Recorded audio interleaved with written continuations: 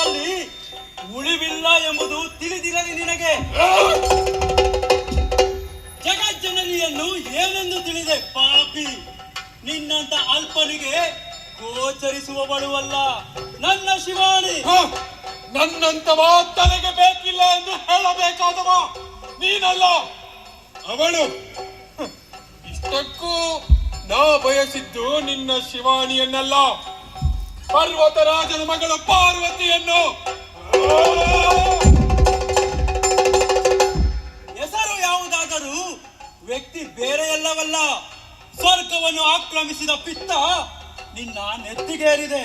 ಸೀಳುತ್ತೇನೆ ನಿನ್ನ ನೆತ್ತಿಯನ್ನು. ಸ್ವರ್ಗ ಎತ್ತಿದ್ದರೂ ನನ್ನದೇ ಆಗಬೇಕಿತ್ತು, ಆಗಿದೆ.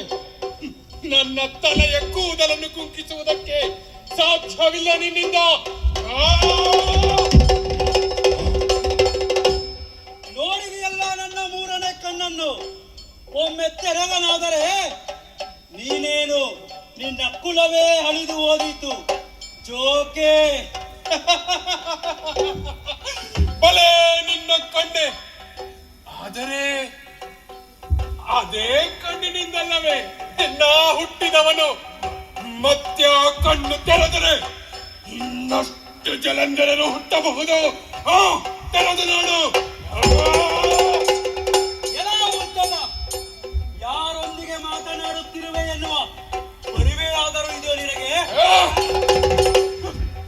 ಮಹಾದೇವ ಕಾಲ ಕಾಲಾಂತಕ ಎನಿಸಿದ ಈ ಜಗದೀಶ್ವರನೊಂದಿಗೆ.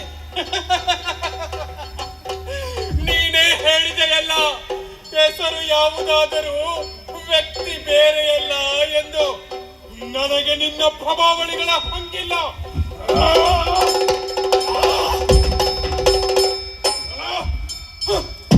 ಒಮ್ಮೆ ಬಿದ್ದಾಕ್ಷಣ ಎಲ್ಲವೂ ಮುಗಿಯಿತೆಂದು ಭಾವಿಸಿದೆಯಾ? ಈ ಜಲಂಧರನಿಗೆ ಅಂತ್ಯವಿಲ್ಲ. ನಿನ್ನಿಂದಲ್ಲ, ಯಾರಿಂದಲೂ ಸಾಧ್ಯವಿಲ್ಲ. ಅಜೇಯ ನಾನು. ನನ್ನನ್ನು ನಿಗ್ರಹಿಸಲು ಯಾರಿಗೂ ಸಾಧ್ಯವಿಲ್ಲ, ಯಾರಿಗೂ ಸಾಧ್ಯವಿಲ್ಲ.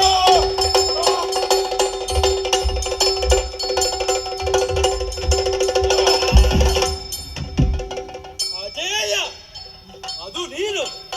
ನಿನ್ನ ನಿಗ್ರಹಿಸಲು ಬೇರಾರು ಬೇಡ, ನಾನೊಬ್ಬನೇ ಸಾಕು.